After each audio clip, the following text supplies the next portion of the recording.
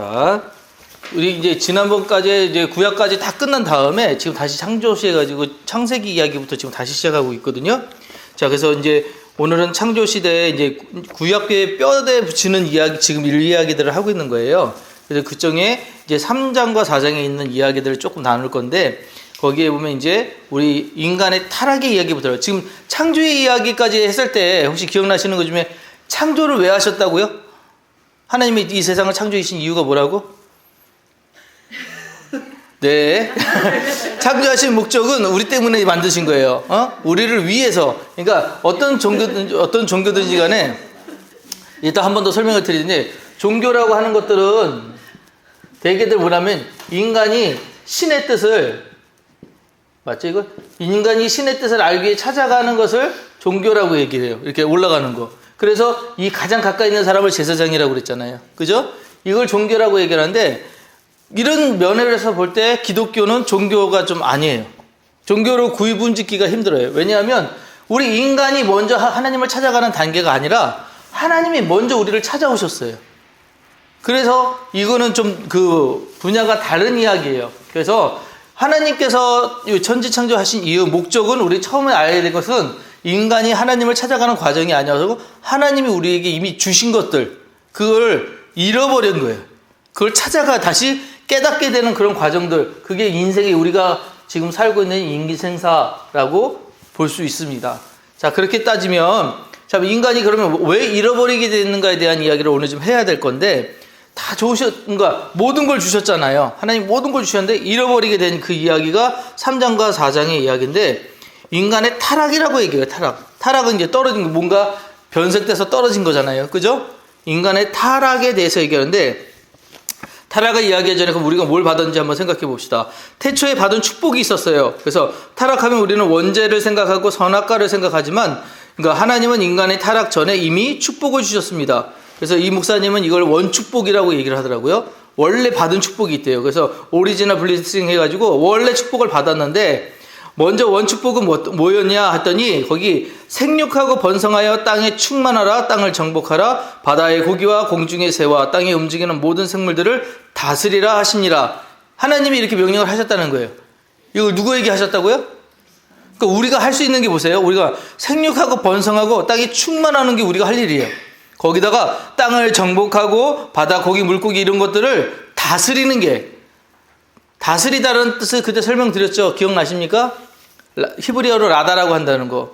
라다는 살게 하다라고 그랬어요. 그래서 내 마음대로 쓰는 게 아니라 그들의 그 본성대로 쓰게끔 하게끔, 사용되게끔 하는 그런 것들을 라다라고 하는데, 그걸 우리에게 명령하셨다는 거예요. 그래서 이걸 가지고 하나님의 문화 명령 이렇게 얘기를 해요. 하나님의 문화 명령. 그리고 하나님은 인간에게 이 땅을 지으신 모든 것을 다스리고 누리며 살도록 엄청난 축복을 주셨습니다. 이 모든 것을 살 권리가 있는 것입니다. 이거 살게 하게끔 하는 권리가 우리에게 있다는 것이죠. 그 다음에 에덴 동산이라는 곳에 우리 설명을, 창세기 볼 때 그런 생각 안 해보셨어요? 여기는 도대체 이런 데가 있을까? 왜냐면 중면에 다 보석이야, 금이야, 은이야. 여기 지금 나오는 것만 해도 보세요.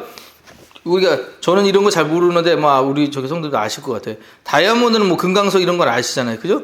홍보석, 황옥, 토파즈, 에메랄드, 벼곡, 제스퍼, 사도닉스, 홍마노, 총옥, 사파이어, 터키석, 그 다음 묘안석 이런 것도 처음 듣는데, 저는 크리소베릴 이런 거 아세요? 네. 보석이 없으시죠?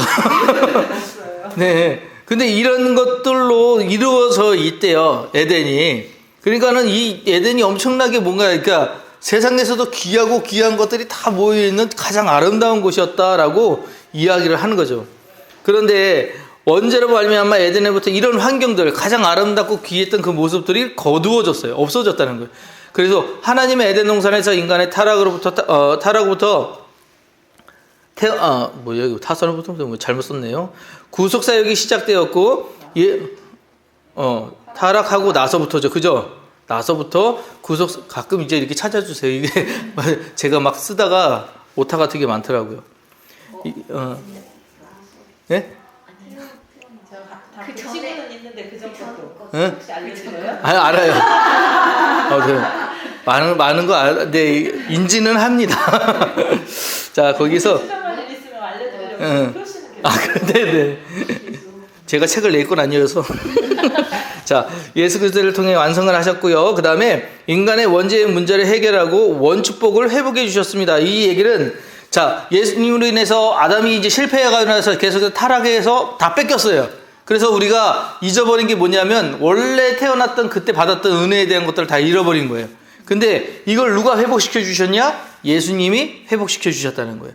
예수님이 오셔서 한 일들은 자꾸 그것들을 깨닫게 하시고 내가 누구인지, 내가 어떤 존재인지 이런 것들을 알게 하셨다는 거예요. 그래서 내 영혼이 잘된 같이 내가 범사에 잘되고 강건하기를 내가 간구하노라. 요한 3서 1장 2절이에요. 요한 3서 1장 2절에 보면 내 영혼이 잘된 같이 내가 범사에 잘되고 강건하기를 내가 간구하노라. 그래서 이거를 이제 삼중 축복이라고 해서 얘기를 해요.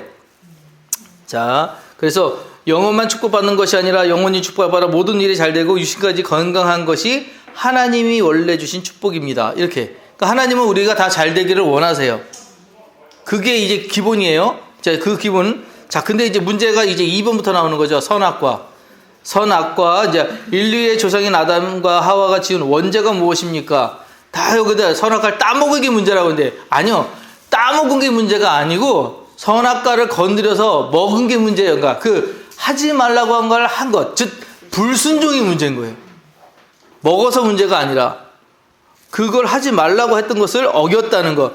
여러분 아셔야 되죠. 우리가 하나님 하니까 너무 이제 친근하고 가까운 분이고 그렇잖아요. 근데 생각해 보세요. 창조주세요. 그러면 우리가 격이 달라. 함부로 우리가 말을 섞을 수 있는 분이 아닌 거예요, 사실은. 그런데 그분의 명령이 얼마나 지엄하냐? 말 한마디에 세상이 지어지잖아요. 그런 분이 말씀하셨어요. 먹지 말라고. 그럼 지켜요, 안 지켜요? 당연히 지키거든요. 그러니까 우리가 조금 높은 사람이 막 뭐라고 얘기를 하면 우리도 그거 그래야 되겠구나 하고 따라가잖아요. 그런 거 순리가 있잖아요. 근데 사람이 해도 그러는데 하나님이 그러셨단 말이에요. 근데 거기에 거슬렸다. 이거는 보통 교만함이 아니고서는 안 되는 얘기죠. 그러니까 그게 문제였다는 거죠. 그게 문제였다는 거예요. 그래서 아담과 하와는 하나님 말씀을 어기고 선악과를 또 했네. 참 맞네요. 선악과를 따먹습니다. 자, 옛날에 이단이다 박태선 장로를 혹시 기억나시나요? 신앙촌 아세요? 예, 그 신앙촌의 박태선 장로가 복숭아를 가지고 선악과라고 그랬어요. 복숭아. 그래가지고 복숭아는 없어져야 될 과일 해가지고 그 과수원을 굉장히 복숭아 과수원을 사가지고 거기 밀어버렸어요. 그리고 거기다가 마을을 만든 게 신앙촌이에요. 시작이에요. 지금도 거기에 할머니들 살고 계시는데 그 할머니들이 박태선 무덤에 계속 순례를 해요. 지금도. 이제 곧 오실 거라고. 다시 일어나실 거라고. 아직도 그러고 계셔요. 참 하여튼 안타까운 일인데 하여튼 이분이 지금 그 얘기 잠깐 들어가 있어요. 거기 보면은 복숭아 밭을 못 쓸어버리고 그것을 신앙촌을 세웠습니다. 그리고 선악과 열매는 그 자체가 아니라 내가 모든 판단의 주체가 되어서 선악을 구분하고 판단하는 것, 이게 문제였다는 거예요. 선악과를 따먹은 자체가 내가 모든 판단의 주체가, 내가 이걸 먹어도 되고 안 먹어도 되고 그건 선택은 주셨는데 그래도 되겠다, 내가 그래도 된다라고 하는 건 내 결정이잖아요. 하나님은 하지 말라라고 명령하셨고, 근데 그게 주체가 내가 돼서 선과 악을 구분했다라고 하는 게 문제가 됐다는 거예요. 그런 얘기를 지금 하시는 거예요. 그래서 사람은 하나님의 사랑을 대상으로 모든 특권을 부여받았고 모든 것을 누리도록 창조되었습니다. 바닷물이 육지에 들어오지 못하게 하는 방파제처럼 선악과는 창조주 하나님과 피조물인 인간을 구분짓는 방파제였습니다. 따먹지 말라는 하나님의 명령은 넘어서는 안 될 선이라는 것입니다. 이게 그거예요. 창조주와 우리 피조물의 경계가 바로 그 선악과를 먹느냐 안 먹느냐였어요. 먹었다고 하는 건 내가 창조주의 위치까지 올라가겠다는 교만함이었다는 것이죠. 이해되시죠? 자, 그래서 첫 번째 선악과를 따먹은 결과가 뭐냐? 내 인생은 나의 것. 어디 많이 듣지 않았어요? 이거 노래도 있죠? 전 영화 생각했는데 노래가 있어요. 내 인생은 나의 것. 무슨 노래예요? 다. 잘 그런 노래가 있어요? 네, 처음 듣는. 아니. 정말. 가수 아는 거 아니에요? 모르겠어요. MG는 아니어도 MZ. 자, 그 태도가 지금 문제인 거예요. 그 태도가 그래서 우리는 흔히 내 인생은 내 것이지 다른 사람이 내 인생을 어떻게 살아주느냐 이렇게 얘기하잖아요. 하지만 하나님은 우리 인간에게 완벽한 자유의지를 주시고 형제들아 너의 자유를 위하여 부르심을 입었으나 그러나 그 자유로 육체의 기회를 삼지 말고라는 말씀을 주셨습니다. 이게 그거 아시죠? 모든 것은 가나 다 유익한 것이 아니요. 그러니까 하나님이 우리한테 다 주셨어요. 근데 그게 모든 것이 다 유익하지는 않잖아요. 그래서 좋은 거 맛있는 거 있어요. 그런데 그런 거 많이 먹는다고 해서 꼭 건강하지는 않잖아요. 그런 것과 같은 것. 그런 것들이 지금 이야기하는 거예요. 그래서 하나님이 그런 선택의 결과를 주셨을 때 그 결과의 책임도 져야 된다는 거 우리 꼭 기억을 해야 돼요. 그러니까 하나님이 뭔가 우리에게 어떤 기회를 주셨어요. 그럼 그 기회에 대해서 우리가 뭔가 선택을 하잖아요. 근데 그 선택이 내게 오는 영향도 있다는 거. 그래서 그 선택은 되게 신중해야 된다는 거예요. 그런 것들 아시고 그리고 그렇게 생각을 하셔야 된다는 거. 그 다음에 자신의 판단 기준에 따라서 선한 일을 하고 악한 일을 하지 않아도 결국 파멸로 나에게 됩니다. 그래서 파멸과 고생의 그 길에 있어 평강의 길을 알지 못하였고 저희 눈앞에 하나님을 두려움이 없느니라. 물론 이제 로마서 얘기인데 로마서 얘기해 보면 1장과 2장에 계속 무슨 얘기를 하면 하나님이 인간에 대해서 나중에 심판 때 어떤 마음을 갖고 계시는가 하는 그거를 있어요. 어떻게 되신다고요? 하나님의 최고의 정죄가 뭐라고요? 맞아요. 거기서 그 얘기가 나오는 거 뭐냐면 인간이 모든 죄들을 다 저질렀을 때 하나님이 마지막 최후의 심판 때 어떤 마음을 갖고 계시냐? 내버려 두는 거예요. 자멸하게까지. 그냥 그대로 망할 때까지 그냥 내버려 두시는 거예요. 더 이상 구원을 안 해요. 선지자를 보내지 않아요. 더 이상 어떤 왕을 세우지 않아요. 그냥 내버려 둬요. 그대로 자기 속에는 옳은 대로 행하다가 자멸할 것이기 뻔한 거. 그러면 그것은 이미 하나님의 사랑이 떠났다는 얘기예요. 거기까지 가기 전에 우리에게 주신 기회들을 살려야 돼. 그게 우리가 해야 될 일들이에요. 자, 그래서 너희가 육신대로 살면 반드시 죽을 것이로되 영으로서 몸의 행실을 죽이면 살리니 이런 것들 있잖아요. 이런 행위들은 잘 들어보시는 거. 그러니까 몸이 편한 거, 쉬운 거 다 몸 그렇게 따라가잖아요. 우리 다 그렇게 살죠. 그걸 원해서요. 그걸 원해요. 그런데 그게 꼭 유익한 것이 아니다라는 걸 알고 내게 유익하지 않으면 좀 멈춰야 되거든요. 요새 우리 아내가 저한테 되게 걱정하는 게 뭐냐면 콜라예요. 콜라 밥 먹을 때마다 콜라를 마셔요. 안 돼요. 다들 이런 반응이에요. 콜라를 마셔요. 근데 콜라가 안 좋다는 걸 알잖아요. 근데 이걸 안 먹으면 몸이 소화가 안 돼.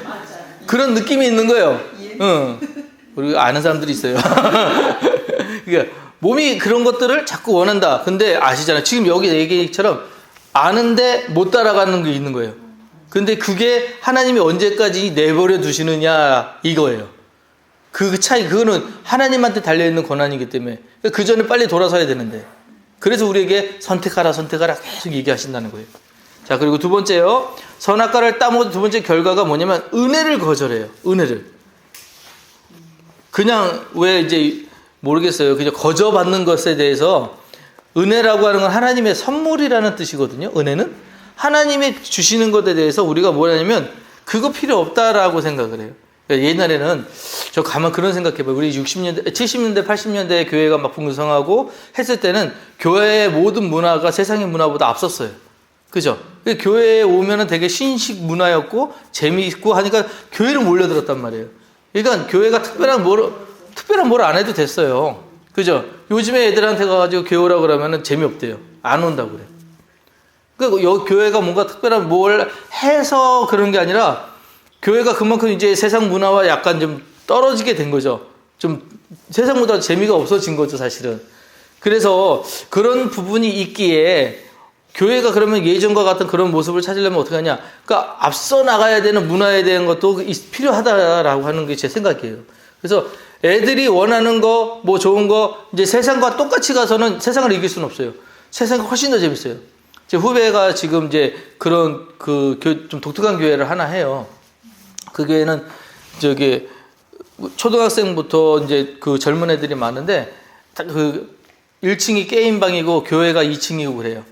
그래가지고 애들이 와가지고 맨날 거기 와서 놀고, 그 사모님이 해주시는 분식 사먹고 이런 식으로 해가지고 교회를 오는데, 얘네가 되게 재밌는 게 뭐냐면 아주 꼬맹이 때부터 해가지고 너 우리 교회 와가지고 게임해라 해가지고 데려왔던 애들이 그 교회 안에서 이제 성장을 해가지고 청년이 돼가지고 거기 간사가 되고 이제 지도자가 되고 리더가 돼가지고 또 그렇게 애들을 그렇게 가르쳐가지고 테마 예배를 드려요.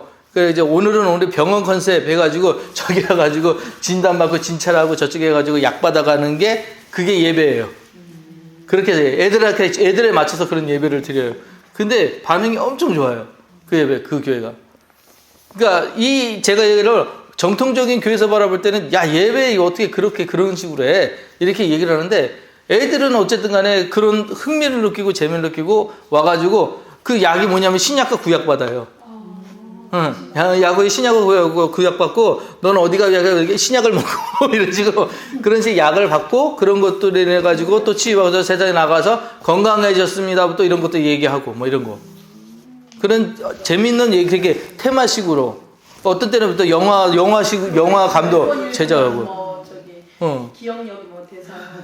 그러니까 그런 식의 교회가 뭔가 이제 세상의 문화를 앞서가려고 하는 노력들이 필요하다는 거예요. 근데 그렇게 은혜에 대해서 이야기를 할 때, 그러니까 제가 걱정되는 게 바로 그런 부분이에요. 예전에는 이 은혜가 거저주다가 보니까 막 교회가 퍼졌거든요. 제가 70년대, 80년대 교회 왔던 거는 퍼졌으니까 많이 왔어요. 근데 지금은 퍼주는 시대가 아니에요. 정확하게 교회가 뭐가 필요한지를 알고 줘야 돼요. 그러니까 받아들이는 입장에서도 은혜를 거절하는 입장에서도 저는 그래요. 무조건적인 거절에 문제가 있는 것이 아니라 거절하는 받는 사람이 뭘 원하는지를 캐치 못하는 것도 문제다라고 하는 생각이죠. 그래서 여기에는 지금 이 목사님이 이래요. 사탄은 하나님의 은혜를 거절하게 만든다라고 얘기해요. 무조건 하나님 말씀을 안 듣는다고 얘기해요. 그래서 선택을 하게 만들었잖아요. 교회가 가지고 있지 못한 것을 세상에 갖게끔 하고 그 교회가 하지 못하는 문화를 세상에 가져서 그 문화로 하고 따라가게 해서 교회에서 자꾸 멀어지게 하는 게 사탄의 전략이거든요. 그 전략을 계속해서 세상은 쓰잖아요. 사탄은 쓰잖아요. 근데 우리는 안 쓰고 우리는 말씀만 진리야, 말씀만 정직해, 이렇게 해야 돼 라고 하다가 보면 결국 여기서 도태되는 수밖에 없는 상황이 나올 수도 있다는 것이죠.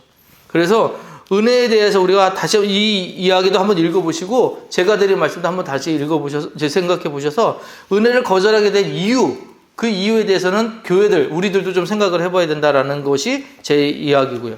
자, 그 다음에 진짜 큰 2번이요. 2번에 보시면 죄의 시작에 대해서 이제 이야기를 할 거예요. 다시 앞쪽에서 이제 타락의 과정입니다. 타락의 과정.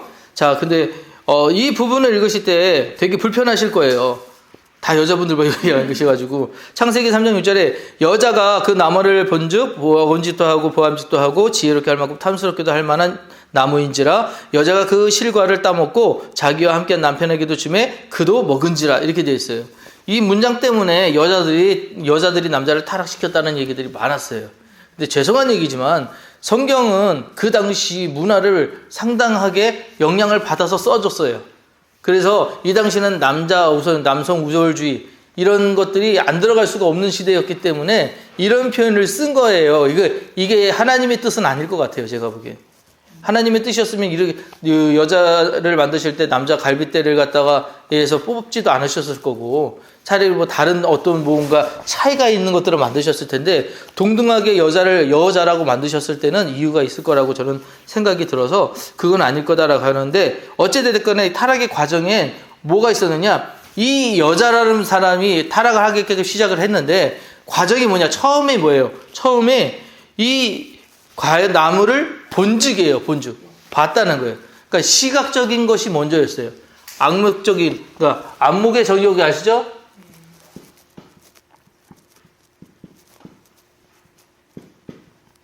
이 안목의 정욕이 어디로 가요? 육체의 정욕으로 가죠.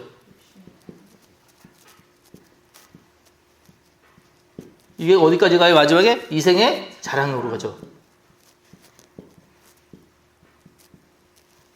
이게 이제 점점 커져가는 그런 과정인데, 자, 처음에 저기를 봤을 때, 그 선악과를 봤을 때, 그 나무의 그 실과를 봤을 때, 먹음직도 하고 보암직도 했단 말이에요. 그러니까, 우리 딱 봤을 때, 아, 저거 다 익었다, 먹고 싶다, 라고 했을 때까지 그것이, 그렇게 보일 만큼 되게 탐스러웠다는 거예요. 탐스러워. 근데 그런다고 해도 먹어도 되느냐, 안 되느냐는 이제 그 다음 문제고요. 그죠? 저는 이걸 봤을 때 그래요.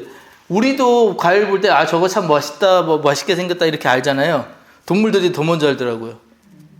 그 제가 예전에 말씀드렸는데 기억나시나? 우리 저기 속장인네 그 길에다가 이렇게 참외 뿌려놨는데 참외가 잘 자란 거예요. 노랗게. 참외가 놀자고 해서 저거 내일 따먹어야지 그러셨대요. 저거 내일 따먹어야지 그러시고 딱 가서 내일 가서 따먹을 딱 들었는데 속이 비었더라는 거예요. 그래서 이게 뭐야? 그거 딱 봤더니 두더지가. 그러니까 맛있는 거는 개들도 알아요. 두더지도 알아. 그러니까 우리 눈에만 좋은 것이 아니라 누구 눈에도 다 좋은 거예요. 그러니까 다 좋게 보이는 것들이 있어요. 그 가운데 육체가 몸이 원하는 것들이 있잖아요. 아까 제가 콜라 좋아하는 것처럼 몸이 좋아하는 것들이 있어요. 근데 그게 왜 안 좋으냐? 좋은 데로 가면 정욕으로 가기 때문에 그래. 이게 다 과정이에요, 다. 이렇게 가서 나중에 뭐냐면 나 이런 것도 할 줄 알아. 나 이런 것도 먹을 수 있는 사람이야. 나 이런 것도 누릴 수 있는 사람이야. 결국 내 자랑돼요. 나 이런 것도 하는 사람. 저도 이런 말씀을 가리키면서 되게 조심스러운 게 뭐냐면 이렇게 이야기하면 제가 앞에 섰으니까 되게 뭔가 많이 하는 것 같죠? 아니요.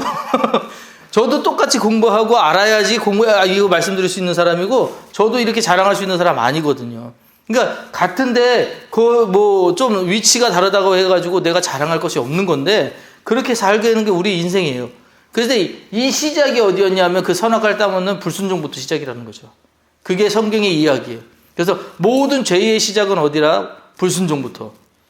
그래서 그 선악과를 따먹는 행위, 불순종의 행위가 그냥 행위가 아니라 죄라는 걸 말씀드렸지만 하나님의 관역에서 벗어나기 시작하는 순간부터 이 모든 것들이 자라나기 시작하는데 더 하나 무서운 건 뭐냐면 얘네는 심어지면 절대 멈추지 않는다는 거예요. 계속 커진다는 거예요. 그러니까 우리가 나 안목에 전혀 같지 않아야지 안 돼요. 피투성이 바리새인이라는 사람들이 있어요. 피투성이 바리새인. 그러니까 그 사람들이 뭐냐면 바리새인이 어떤 사람들이에요? 말씀을 잘 지키는 사람들이잖아요. 그 말씀을 잘 지키는 사람들인데 이 사람들이 바리새인들이 이렇게 지나가다 보면은 여인들이 보일 거 아닙니까? 남자가 보면 여인들이 보일 거 아니에요? 여인을 보면은 문맥을 품으면 안 되잖아요. 여인이 보이니까 문맥이 생길 거 아니에요. 그래서 안 보고 다니다고 땅을 보고 다니는 거예요. 땅을 보고 다니다가 이렇게 막 부딪혀요. 그러면은 이제 가다 보면 터지잖아요. 막 세게 부딪히면 터지고 피나고 그러잖아요. 그럼 이 피나는 게 자랑이야.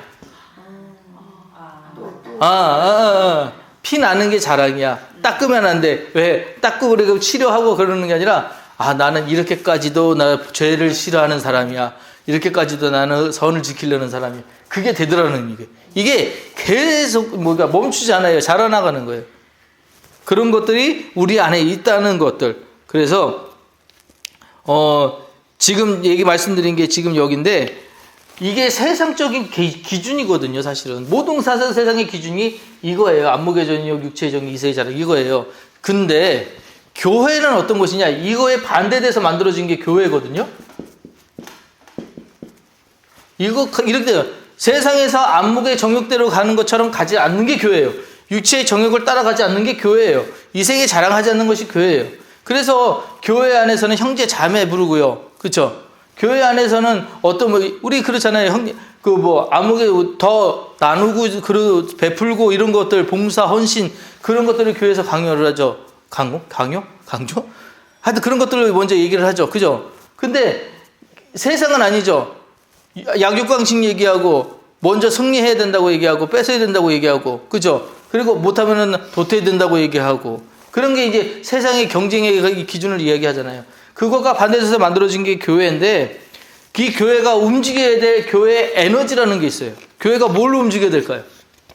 세상은 이거는 절대적으로 다 뭘로 움직이냐면 이거는 돈으로 움직여요. 나중에 이제 이게 합쳐져 가지고 만몬이 나오거든요. 이게 돈으로 움직여요. 물질로 움직여요. 근데 교회는 물질로 안 움직여요. 그렇죠. 교회를 유일하게 움직이게 하는 것은 하나님의 말씀의 능력이에요. 하나님의 말씀의 에너지가 아니면 절대로 교회가 움직이지 않아요.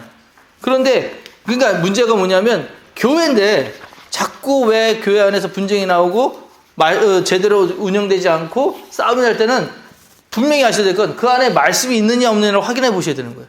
이게 진짜 하나님의 뜻이냐 하나님의 말씀대로 그 일들이 진행이 되느냐 그렇지 않을 때는 분명히 뭔가 있는 거예요. 뭐 물질이 들어왔다든가 아니면 그 안에 진짜 이런 것들이 계속 어딘가에 문제가 되고 있던 것들이 있기 때문에 교회가 제대로 안 움직이는 거예요. 그래서 교회는 어쨌든 말씀의 에너지로 움직이는 곳이 교회인데 저기 베드로가 예수님한테 그랬잖아요. 이제 주 그리스도시여 살아계신 하나님의 아들이십니다 했더니 예수님이 너무 기쁘다. 바요나 시몬아 너무 복되다 하고 네 그 고백 위에 내가 내 교회를 세우리니 그러셨거든요. 그 고백 위에다 내 교회를 세운다고 그랬고 그 교회는 음부의 권세가 이기지 못할 거라고 얘기했어요. 음부의 권세가. 즉 그 얘기가 뭐냐면 세상의 돈으로 아무리 해도 교회를 흔들 수 있는 게 없다. 교회, 내가 만든 내 교회는 하나님의 말씀으로 움직이는 교회이기 때문에 세상의 돈으로 움직이지 않는다라고 하는 것을 분명하게 말씀을 하셨거든요. 그래서 교회는 하나님의 말씀으로 세워지는 것이고 말씀으로 움직이는 곳이어야 해요. 이게 우리의 정의로 딱 세워놓고 이야기를 하셔야 돼요. 자, 그런데 그래서 교회가 세상을 이길 수 있는 것인데 아담은 제 유산으로 원죄라는 것을 남겼잖아요. 그죠? 근데 그 때문에 우리가 사는 동안 계속해서 우리는 죄를 범할 수밖에 없어요. 죄가 유산된다는 거, 죄가 계속 이렇게 이어진다는 거, 우리는 좀 그래요. 왜? 내가 지치지도 않은 죄 때문에 내가 그 죄에서 영향을 받아야 되나? 그런 생각들 혹시 하셔본 적이 계신가요? 응? 내가 왜 처음부터 하나님이 그 죄를 안 짓게 했으면 이런 얘기 안 듣고 그냥 다 행복하지 않았을까? 그런 생각들 안 하세요? 자, 해보시죠. 근데 왜 그렇게 안 하셨을까요? 하나님이 왜 우리를 갖다가 똑같이 만들지 않으시고 그렇게 했을까? 그 다름 속에서 하나님 찾아가는 그 은혜가 달라요. 은혜가 달라요. 이해가 되시죠? 그러니까 우리가 다 하나님 사랑하는 것 같아. 근데 그냥 이렇게 다 설렁설렁 하다가 하나님 믿으러 온 사람이랑 너무 어렵게 살다가 하나님 찾아서 온 사람이랑 은혜가 달라요. 그래서 그 사람들이 나중에 생활하는 거 보면 어떠냐면 정말 하나님 잘 찾은 사람, 하나님을 어렵게 찾아온 사람은 떠나라고 해도 안 떠나요. 절대로 못 떠나요. 그 은혜를 안 잃어버리고 싶어서. 근데 내가 계속해서 그 은혜를 누리고 왔던 사람, 설렁설렁했던 사람은 금방금방 돌아서는 모습들이 있더라고요. 그런 것들이 있어서 하나님은 제가 보기에 그래요. 제 유산을 계속해서 아담에게 주신 이유로 우리가 그 유산을 통해서 계속해서 그 죄를 가서 답습하게끔 괜히 지켜보고 오신 이유가 뭐냐? 우리에게 주시는 은혜가 다르기 때문에 그래요. 그 은혜를 더 체험하게끔 가장 큰 은혜를 체험한 사람이 가장 빨리 돌아오는 것을 알기 때문에 그렇게 하신 거가 아닐까라고 생각을 합니다. 자, 그래서 이번에 보면 타락의 결과가 나와요. 타락의 결과. 타락의 결과가 저주인데요. 가장 큰 저주는 우리가 아까 배웠어요. 가장 큰 저주는 뭐였죠? 내버려 두심. 하나님의 내버려 두심이에요. 자, 근데 이제 인간에게 주신 저주 하기 전에 뱀에게 하신 저주가 있어요. 근데 난 뱀이 참 억울하다고 생각을 해요. 뱀도 피조물이잖아요. 그죠? 사단이 나쁜 거지 뱀이 나쁜 건 아니거든요. 근데 이제 어떤 목사님이 뱀 어렸을 때부터는 뱀은 사단이라고 해서 뱀 잡아 죽다고 그러는데 뱀은 동물이고요. 뱀은 동물이고 뱀의 사용한 게 사단이잖아요. 사단이 나쁜 거지. 그죠? 그러니까 뱀 입장에서 볼 때는 되게 억울할 거야. 자, 그럴 건데 자, 그래서 뱀이 뭐라고 했냐면 뱀은 종신토록 흙을 먹는 그 존재로 바뀌었어요. 그래서 내가 이렇게 하였으니 내가 모든 육축과 들의 모든 짐승보다 더욱 저주를 받아 배로 다니고 종신토록 흙을 먹을지니라. 그래서 이제 배로 다니게 됐다는 얘기를 하니까 어떤 친구가 예전에 그런 얘기를 했어요. 그러면 하나님 너무하신 거 아니냐? 뱀은 사용된 거라면서요. 그러면 뱀한테 너무 그런 거 아니냐? 그렇게 얘기를 하더라고요. 자, 근데 제가 무슨 얘기냐면 뱀이 대표예요, 대표. 그러니까, 그쵸. 사단에게 사용당한 가장 간교한 동물이 뱀이었어요. 그러니까, 뱀이 선택된 이유는 뱀이 간교하기 때문인데, 간교하다는 것은 똑똑하다는 얘기거든요. 뱀이 가장 똑똑하기 때문에 그 생각에 하나님을 거부할 수 있는 그런 짐승으로 대표되는 걸로도 사용된 거예요. 그래서 그 뱀이 어떻게 저주받는지가 다른 동물들한테 이제 귀감이 되게끔 알리게끔 하나님이 그런 일들을 하신 거죠. 이거 하나님이 만드셨으니까 하나님이 네가 해 이렇게 하실 수 있는 문제잖아요. 그죠? 뱀 네가 너 그런 모습으로 살아 이렇게 하실 수 있는 거잖아요. 근데 왜 하나님 뱀한테 그러셨어요? 라고 하는 건 그건 우리가 할 수 있는 얘기는 아니거든요, 사실. 이해되시죠? 네. 자, 어쨌든 간에 그렇게 해가지고 뱀이 배로 이렇게 다니게 됐대요. 그 다음에 그거 아세요? 이제 요 뒤에 이제 그거 나오는데 생각을 집어넣잖아요. 사단이 생각을 집어넣는데 이 생각을 집어넣을 때 언제 끝나는지 아세요? 사단의 공격이 언제 끝나는지. 사단의 공격은 자기 말 들었다고 안 끝나요. 그러니까 사단에게 넘어갔다고 안 끝나요. 언제 끝나는지 아세요? 왜 그거 아세요? 옛날에 보면은 왜 나는 그렇게 옛날 거 이렇게 말이 생각이 안 나지? 왜 있잖아요. 영혼을 팔잖아요. 왜 유명한 그거 있잖아요. 그 뮤지컬. 사단한테 자기 영혼을 파는 거 뭐였지? 뮤지컬? 네. 그거 이제 오페라. 응. 사단한테 자기 영혼을 팔잖아요. 그것이 뭐였지? 하여튼 그때 그 사단한테 영혼을 팔려가지고 사단이 걔의 복을 다 줘요. 이제 세상에서 누릴 수 있는 모든 그 복을 줘요. 그래서 뭐 물질도 많이 주고 명의도 올려주고 막 그런 것들이 있는데 생각나면 이렇게 어쨌든 사단한테 영혼을 판다는 게 뭔지 아세요? 사단에게 영혼을 판다. 그거는 뭐냐면 내 목숨을 사단에게 맡긴 거잖아요. 영혼이 팔렸으니까. 그죠? 그게 뭐냐면 사단의 그 공격이 언제 끝나느냐? 영혼이 죽어야 끝나요. 그걸 아셔야 돼요. 사단은 절대로 포기하지 않아요. 언제까지? 우리가 죽을 때까지 포기하지 않아요. 그래서 어떤 면에서 볼 때는 하나님이 일찍 불러가시는 분들한테는 복인 거예요. 그 이해를 계속해서 사단이 공격하거든요. 지금 이 자리에서도 사단이 우리를 계속 공격해요. 왜냐하면 생각 속에서 하나님의 말씀이 들어가지 않게 하기 위해서, 상황 속에서 내가 마음을 집중하지 못하게 하기 위해서 계속해서 공격을 해요. 그런 공격들을 통해서 뭐 하냐? 하나님의 말씀 가까워지는 거 너무너무 싫어하거든. 들으면서 할 거거든. 사는 걸 안 좋아해요. 그래서 계속해서 그 사단은 그 일을 하는데 언제까지 하느냐? 우리가 죽을 때까지. 그래서 왜 돼지떼한테 그 사단이 들어가게 해달라고 한 얘기 있잖아요. 그게 언제 끝났는지 보세요. 그 돼지가 다 물에 빠져 죽었을 때 끝났어요. 그렇지 않으면 그 영혼이 어디 갈 데가 없는 거야. 그러니까 그 귀신이 어디 갈 데가 없는 거예요. 그러니까 그게 해야 끝나니까 들어가게 해달라고 그런 것들을 얘기를 했던 거. 이게 사단의 적이래요. 그래서 주님은 영의 몸을 행실로 죽이면 이런 얘기를 하잖아요. 영으로 몸의 행실을 죽이면, 영으로 흙을 죽이면 살리라 이런 말씀하신 게 무슨 얘기냐면, 몸의 행실을 죽이라는 건 뭐냐? 몸이 할 수 있는 것들, 몸이 좋은 것들, 몸이 생각하는 것들, 우리 유익한 것들 많지만 영보다 앞서서는 안 된다는 거예요.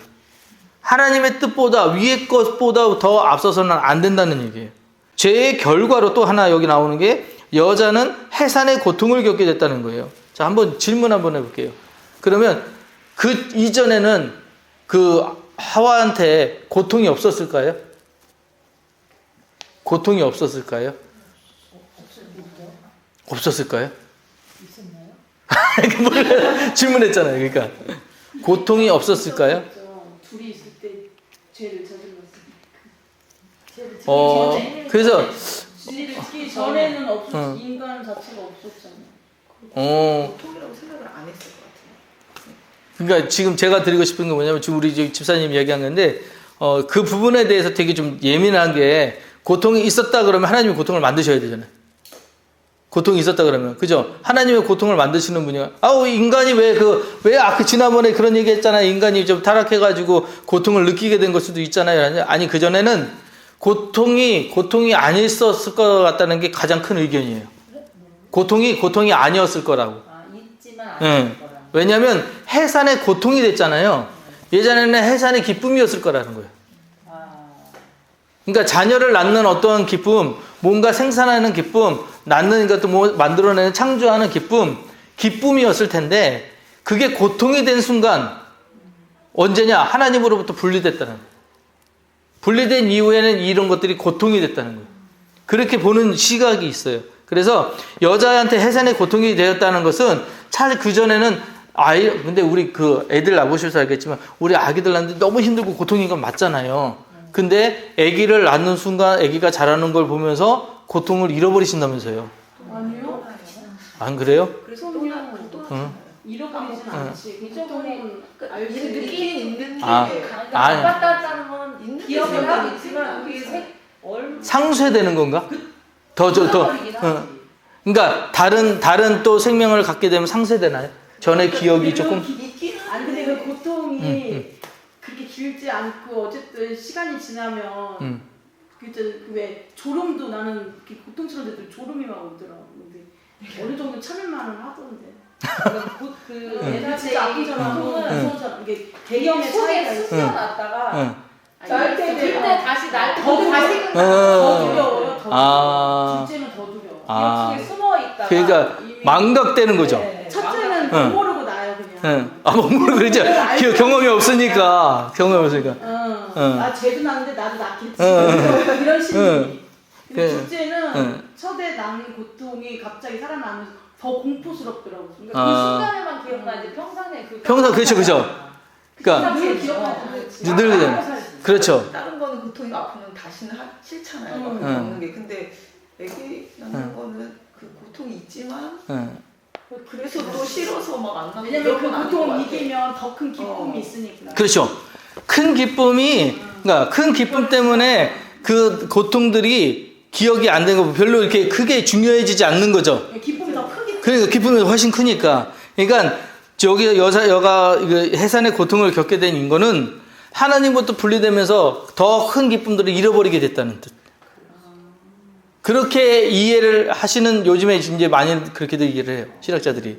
그래서 해산의 고통이란 출산의 고통만 뜻하는 게 아니라 실제로 일생 동안 자녀로 인해 있는 고통을 다 얘기를 하는 거예요.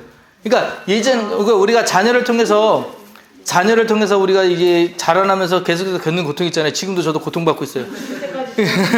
계속 고통을 받잖아요. 애들을 통해 가지고 그때 어떻게 이렇게 다른지 모르겠어요. 막 고통을 받는데 그 고통들이 뭐로 상쇄되느냐? 얘 웃음 한번, 얘 한번 어떤 즐거움을 하면 상쇄되는 게 계속 사라지는 거예요. 그러니까 또 기억이 안 나고. 그래서 하나님이 우리에게서 가장 큰 축복은 망각의 축복이에요.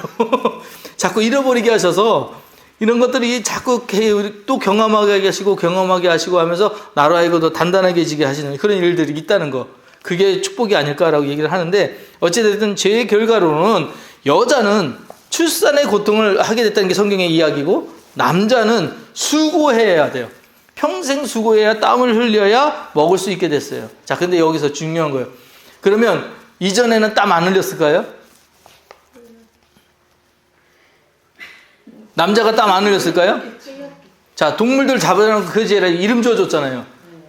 아담이 한 게 그죠. 이름 불러줬잖아요. 그러면 개에 가서 개 하나씩 이름 불러주고 찾아다녀가지고 동식물에 다 이름 짓는다고 했을 때 그거 쉬운 일이었을까요? 땀을 흘렸을 거예요. 땀이 있었을 거라고요. 근데 그게 왜 수고가 됐냐는 거죠. 그게 왜 수고가 됐냐. 왜냐, 이것도 똑같은 이유로 해석을 하는 거예요. 하나님으로부터 분리되자 일이 돼버린 거예요. 옛날엔 일이 즐거움이었고 일이 기쁨이었는데 이제는 일 자체가 수고로움이 돼버린 거예요. 고통이 돼버린 거예요. 그래서 이제는 에덴 동산 자체가 단지 먹기 위해서 고통 가운데 일하는 것이 되는 거예요. 자, 에덴의 어원이요. 정확한 것은 아니지만 에덴을 뭐로 의미하냐면 가정이라고 표현을 해요. 에덴을 가정이라고 표현해요. 그럼 예전에는 정말 축복의 동산이잖아요. 그러면 축복의 동산이었던 가정이 이제 가장 저주스러운 것으로 될 때가 언제예요? 뭐가 없었을 때? 사랑이 없을 때. 에덴 동산 가정이, 그러니까 우리 가정도 마찬가지. 가정 그 구성원들이 진짜 잘 행복하고 이럴 때는 언제냐? 애들이 막 자라나가서 그 안에서 막 이제 아장아장 걷고 이럴 때 그때 이제 한두 살 그때쯤 그때 막 말 배우고 이럴 때 그 집에 한번 들여다보세요. 웃음이 끊이는 집이 없어요. 항상 웃어요. 경준이 하나만 여기 뛰어가도 애들이 막 웃잖아요, 막. 그렇잖아요. 근데 언제부터 이게 없어지기 시작해요? 얘들이 자아가 생겨가지고, 중2가 될 때 북한 애들이 막 내려올 때도 중2들 때문에 안 내려온다면서요. 그러니까, 막 뭔가 생기고 자아가 생기고 사춘기가 되기 생각할 때, 그러니까 아까 거기랑 똑같이, 우리 말씀에도 그거 있었잖아요. 나가 먼저 될 때, 내가 생기기 시작했을 때, 이제 은혜를 거절하기 시작하거든요. 엄마가 뭘 알아, 아빠가 뭘 알아, 시작이 되거든요. 그때부터 이 에덴이 흔들리기 시작을 하는 거예요. 그때부터는 이 에덴의 가정이 뭐가 되냐면 수고와 힘쓰고 애쓰는 것밖에 안 되는 거야. 내가 얘를 먹이려면 땀 흘려야 돼. 내가 쟤를 입히려면 애써야 돼. 그거밖에 안 남은 거예요. 그러면 가정이 에덴이 무너지는 거예요. 자, 그런 어떤 형상이 되는 그 역사가 지금 보이는 거예요. 그래서 하나님이 이 에덴을 갖다가 그냥 두시기를 원하지를 않으셨어요. 물론 우리 성경에는 제 결과로 에덴에서 쫓겨나가요. 그리고 여기에 이제 천사들이 막죠. 지난주에 오셨던 분들 무슨 천사예요? 네? 그룹, 그죠? 보셨어요. 그룹이 있어요, 그룹이 여기를 막고 있어요. 응? 응? 수릅이 아니라. 그룹이 여기를 맡고 있어요. 여기에 불의 칼들이 있고, 여기를 이제 둘이 나가게 돼요. 둘이 나가요. 응? 둘이 쫓겨났는데 절대로 돌아갈 수 없는 강을 건너게 돼요. 근데 이거를 언제 건너는 줄 아세요? 죽으면 가는 거예요, 이제. 이제는 이 사망을 겪지 않고는 도저히 에덴으로 갈 수 없는 상태로 된 거예요. 그렇게 쫓겨나가는 거예요. 자, 그래서 하나님이 이제 구속의 사역을 이제 쫓겨난 이 인간들에게 다시 시작을 하시는데, 1번 타락 후의 구속 역사의 시작에 에덴의 복음 선포를 먼저 잘 보세요. 에덴에서도 복음 선포가 있었다는 거예요. 언제냐? 창세기 3장 15절의 말씀에 너의 후손도 여자의 후손과 원수가 되게 하리니 여자의 후손은 내 머리를 상하게 할 것이요 넌 그 발꿈치를 상하게 할 것이라. 누가 하시냐면요, 하나님께서 뱀에게 하신 말씀이거든요. 너의 후손도 여자의 후손이 원수가 되게 하리니, 그러니까 사단의 후손들하고 여자의 후손이 누구냐? 예수님을 얘기하는 거예요. 예수님하고 서로 뭐가 되는데 원수가 되게 한다는 거는 계속 싸우는 상황이 된다는 거예요. 그래서 근데 여자의 후손은 내 머리를 상하게 한다는 거예요. 상하게. 발꿈치를 문다는 것은 무너뜨린다는 것이 아니라 그만큼 피해를 준다는 얘기예요. 그런 이야기들이 있는 거예요. 자, 그래서 발꿈치를 상하게 하는데 이 일들을 언제까지 하느냐? 에덴 돌아오기 전까지 그 일들이 있을 거라는 거예요. 에덴으로 다시 회복되기 전까지. 자, 그래서 여자의 후손으로 오신 메시아가 사단의 머리를 상하리라, 이 말씀이 하나님이 인류에게 주신 첫 복음, 에덴의 복음입니다 라고 이렇게 말씀하셔요. 그 다음에 하와는 산자의 어머니라는 뜻입니다. 산자의. 왜 하와인지 기억나시죠? 이브가 아니라 왜 하와라고요? 자, 기억이 안 나시죠? 감사해요. 자, 네. 번역 때문에 그래요. 하와라는 거, 이 하와는 히브리식 발음이에요. 히브리식 발음을 원래는 어떻게 했느냐, 이 하와를 갖다가 그대로 한 게 아니라 라틴어로 바꿨어요. 라틴어로 바꾸고 이거를 다시 헬라어로 바꿔요. 그래서 라틴어로 바뀌었을 때, 헬라에서 라틴어 바꿨구나. 하와를 헬라어로 바꿨다가 그 다음에 라틴어로 바꿔요. 그 다음에 이걸 다시 우리 한문으로 바꿔요. 그게 한글로 다시 바꿔요. 그래가지고 하와가 이렇게 오는데, 하와가 이렇게 오는 중에 영어 성경은 여기서 끝났어요. 여기서 바로 썼어요. 번역을. 우리는 여기까지 왔어요. 그래서 하와가 그대로 우리는 그 음가가 살아있어요. 근데 영어 성경이나 라틴어에서는 이게 이브가 됐거든요. 이화가 되거든요. 이화 이브로 되거든요. 그래서 여기에서 이브가 된 거예요. 그래서 영어 성경에는 이브로 나오는 거고 우리는 하와로 나오는 거예요. 음가 때문에 그래요. 다른 사람이 아니라. 그러면 이브도 똑같은 뜻이죠. 산자의 어미. 산자의 어미. 그래서 그 산자의 어미라는 뜻. 자, 하와는 영적으로 돕는 배편의 역할을 못했어요. 그거는 뭐 성경에서 나오는 얘기니까. 하와는 영적 돕는 배편을 못했고 오히려 남편이 사탄의 유혹을 받도록 했지만 산자의 어미가 됩니다. 예수님은 반문섬에 있는 요한에게 이르러 곧 산자라 내가 전에 죽었었노라 라고 하십니다. 이것은 주님이 십자가에 죽으셨던 것은 죽으셨던 것과 부활하신 것에 대한 말씀입니다. 하와는 산자의 어미로서 메시아의 어머니가 된 것입니다. 이렇게 되어 있습니다. 그러니까 뭔가 이제 하와라는 인물이 뭐 죄를 지긴 했지만 어쨌든 간에 그 여자의 후손에서 이제 그 후회에서 다시금 하나님께서 회복시키는 일들이 있는데 그 회복이 예수님이라는 거, 그 이야기를 지금 이야기하는 거고. 자, 그러면 이제 회복시키는 일들을 했을 때 어떤 의미가 있는 일들이 있었는데 뭐냐? 가죽 옷을 입히신 일이 있었어요. 아까 에덴 동산에서 쫓겨났었잖아요. 쫓겨나실 때 하나님께서 가죽 옷을 입히셨어요. 그러면 가죽 옷이 의미하는 바가 뭔지 아세요? 가죽옷. 네. 맞아요.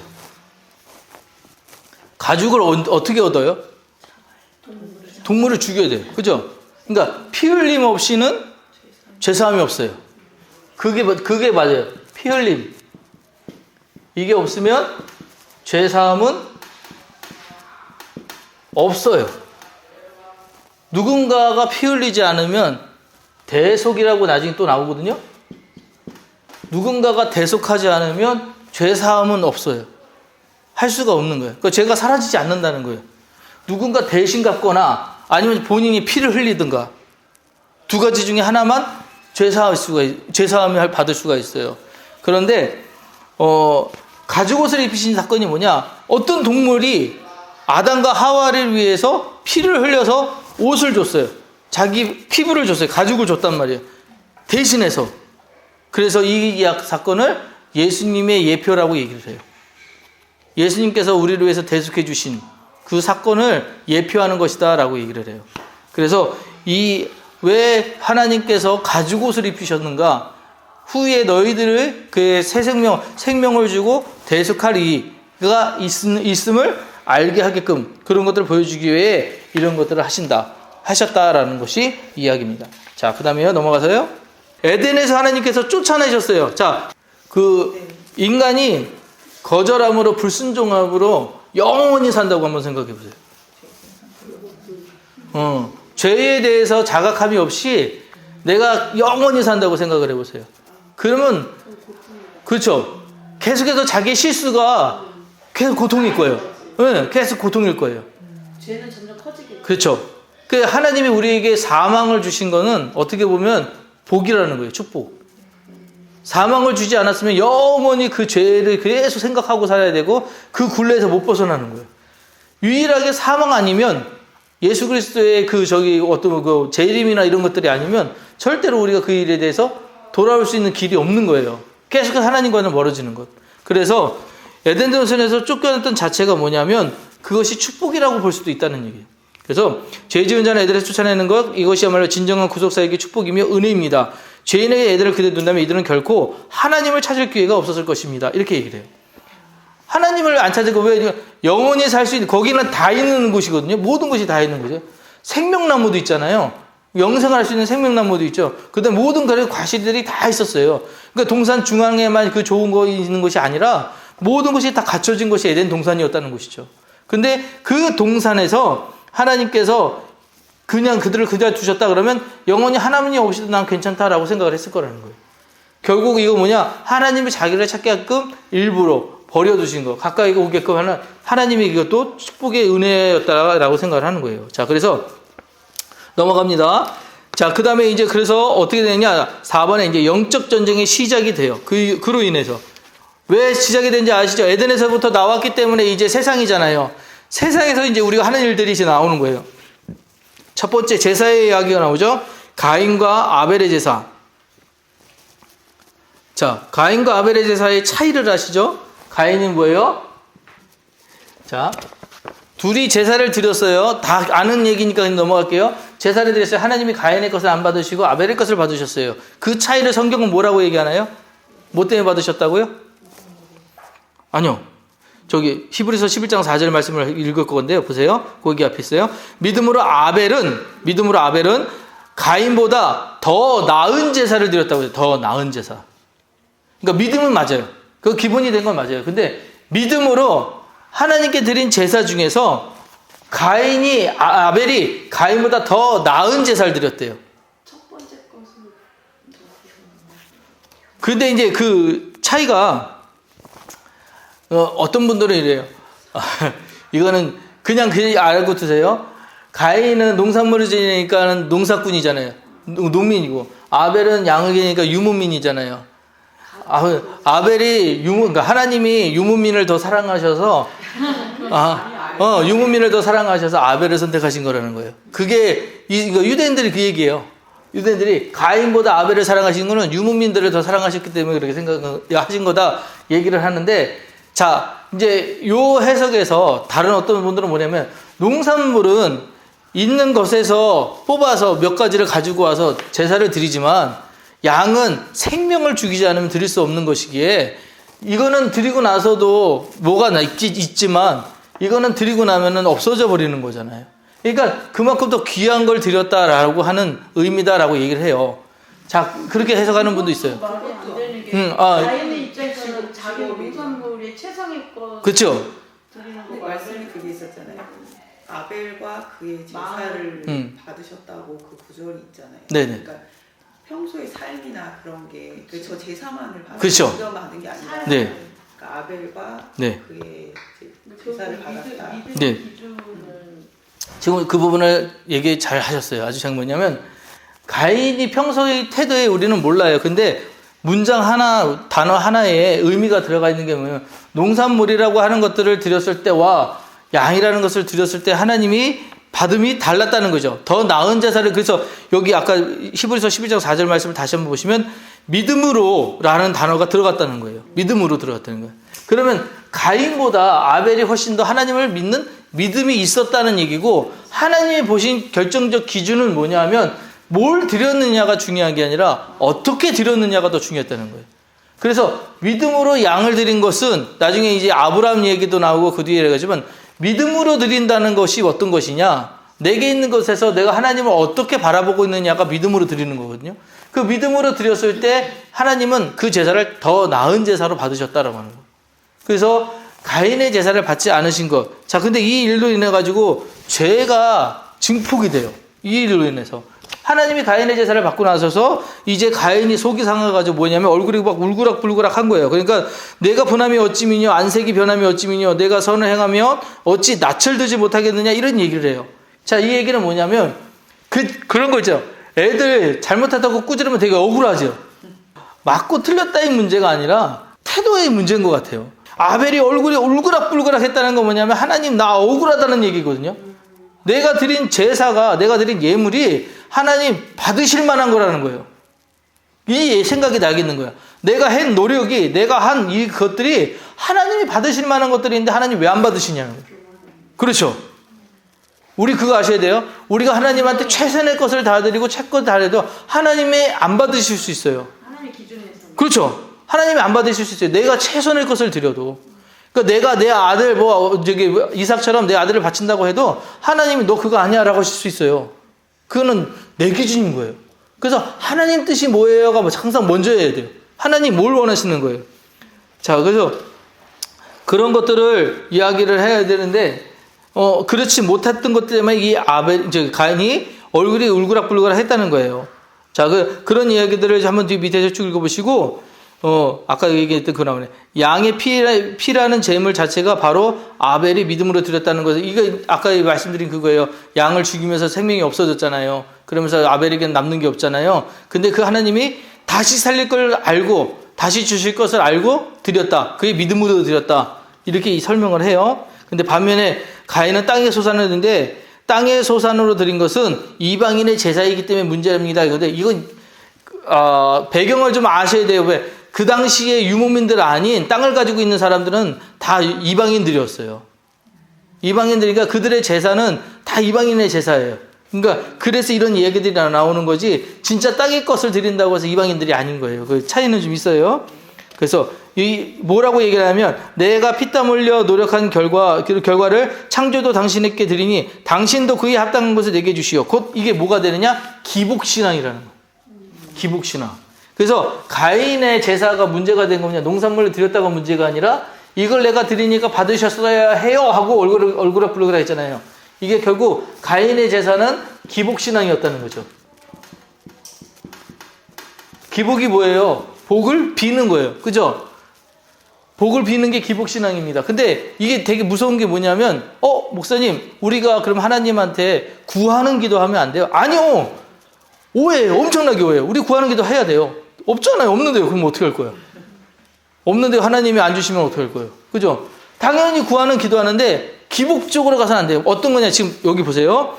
가인이 내가 피땀 흘려 노력한 결과를 창조도 당신께 드리니 당신도 그에 합당한 것을 내게 주세요 하는 게 기복이라고 했잖아요.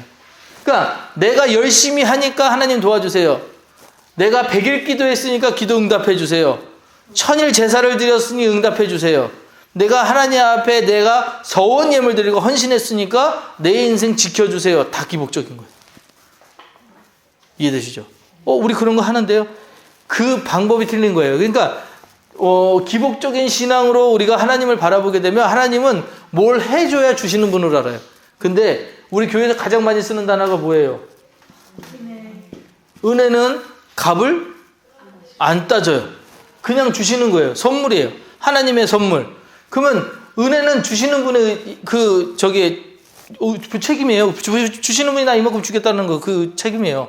하나님이 이만큼 주겠다는데 내가 이만큼 주세요 할 수 없는 거거든요. 그러니까 우리에게 주시는 건 다 은혜예요. 주신 모든 것이 은혜예요. 근데 우리 자꾸 뭐냐면 없는 것을 자꾸 달라고 얘기하니까 기복이 되는 거예요. 이거 말고요.